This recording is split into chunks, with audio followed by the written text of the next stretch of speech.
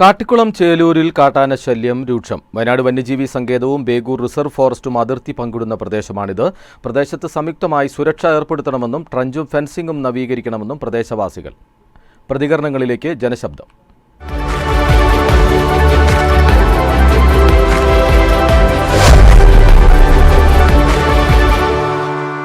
ചേലൂരും പരിസര പ്രദേശങ്ങളിലും ആനശല്യം അതീവ രൂക്ഷമാണ്.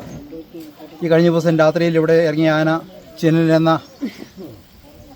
ആളെ ഉപദ്രവിക്കുകയും മരണത്തിൽ നിന്ന് രക്ഷപ്പെട്ടത് തലനാരിഴയ്ക്കാണത്.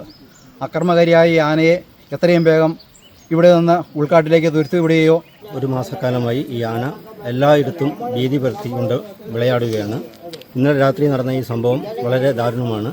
തലനാരിഴയ്ക്കാണ് ചിന്നൻ എന്ന വ്യക്തി രക്ഷപ്പെട്ടത്. ഈ ആന ഇന്ന് രണ്ടാം ഗേറ്റ് ഭാഗത്താണ് ഇറങ്ങുന്നതെങ്കിൽ നാളെ മണ്ണുണ്ടി ഭാഗത്തും പിറ്റേന്ന് ഇരുമ്പുപാലം ഭാഗത്തും ഇറങ്ങുന്ന ഒരു വളരെ ബുദ്ധിപരമായി നീങ്ങുന്ന ഒരു ആനയാണ്. ആന വന്നപ്പോ കടന്നിട്ട് ഓടിയതാ ഷെഡിൽ നിന്ന്. എപ്പോഴാണ് ആന വന്നേ? പിന്നെ രാത്രി 8 മണിയാകുമ്പോ. എന്നിട്ട് അവര് ഓടിച്ചിട്ട് അത് നിൽക്കുന്നില്ല, പിന്നെയും വന്നു.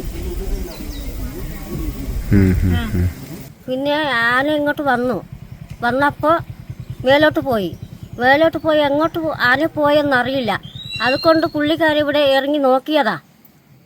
ഇറങ്ങി നോക്കുമ്പോൾ അതിനെ വന്ന് പിടിച്ചു. ഭയങ്കര ശല്യമാണ് ആന. അതുകൊണ്ട് പിന്നെ എന്തെങ്കിലും അതിന് പരിഹാരം ഉണ്ടാക്കണം. അല്ലാതെ നമുക്ക് ഇവിടെ ഇപ്പോൾ ലൈറ്റ് അടിക്കുമ്പോൾ തന്നെ അത് ഓടി ഇറങ്ങി വരുവാ മനുഷ്യൻ്റെ അടുത്തേക്ക്. അപ്പോൾ പുറത്തിറങ്ങാൻ പിള്ളേരായാലും എല്ലാം ബാത്റൂമിലേക്കൊക്കെ പോകുമ്പോഴും ഭയങ്കര ശല്യമാണ്.